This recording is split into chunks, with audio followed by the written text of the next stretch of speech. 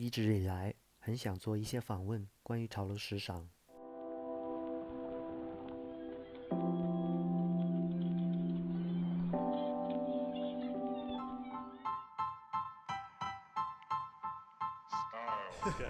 How are you doing? I'm good, mate. How are you? I'm good. Are you feeling a bit cold now? Or? A bit more than the first time, but no, I still feel absolutely fine. What does it mean, like slow projects? Can you tell us a bit more? It's basically trying to find the antithesis to fast fashion and looking at every kind of reason that we're in the position we are from a climate point of view, all the way through to a consumer behaviour point of view, and looking at ways of inspiring change but also creating wide-scale change across all of it. So everything that I'll ever look at doing is holding that to its core and slowing all of it down from kind of any execution point. You can have fast ideas, but the execution and the way everything needs to last beyond there needs to be slow. Inspiration in terms of product designs and what is the thinking process?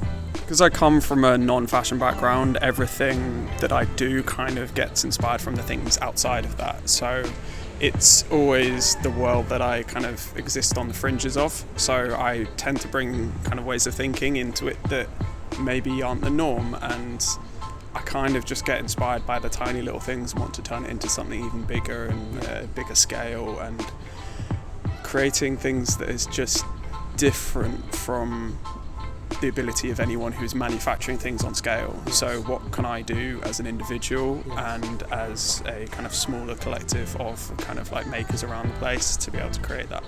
You had a workshop in Nighttown in Oxford Circuit.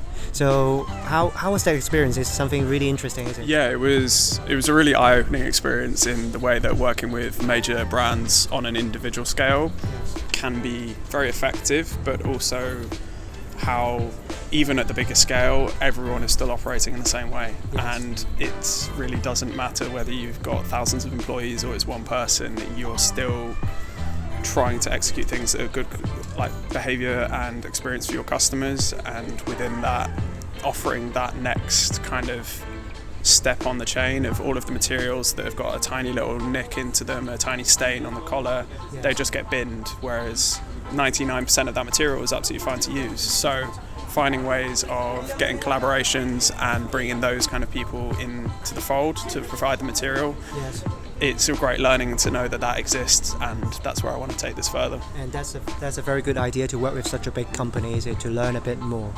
In the coming 3 years' time, what is your plan? Any vision? Anything you can share with us? I purposefully don't have one, and that is completely by design at this point, because I don't believe me trying to dictate what the industry kind of movements need to be is going to work. I need it to be following whatever's happening around me, so kind of trying to inspire change through what I'm doing, but just letting it become whatever it needs to. If it becomes a furniture business in 3 years' time, I'm totally okay with that. And that also allows me to exist in a bit more of a fluid sense from a business point of view, so hopefully that'll make it easier in that sense. That's great. I look forward to like a slow project furniture. I would like to have. You have brought us today a few like of your masterpiece. So share with us a bit what it is and like how you made it. Much more kind of understanding that you can use material for more than just functionality now. So there are things that you know are never going to be functional again, and that's okay. But taking some of that history and the wear and the kind of the personal sentimentality and turning it into pieces of art. And this is one of the things that we did as a sample within the Nike workshops. Nice. And how they kind of can come together and utilize. This is from a pair that I've had for probably about 6 years, and completely ruined the soles, ruined a lot of bits of it, but there is still a huge amount of use left in it. Shoes that I'd had for a long time and had ran into the ground and couldn't literally run in anymore, but there's still been a big part of what I've done. So this actually came from the same thing within the Nike workshop. So all of the individual pieces of white material are from off-cut and discarded England women's jerseys that had stains on them all over the place, and there's still stains just around the place, and it's kind of, that's part of its story really.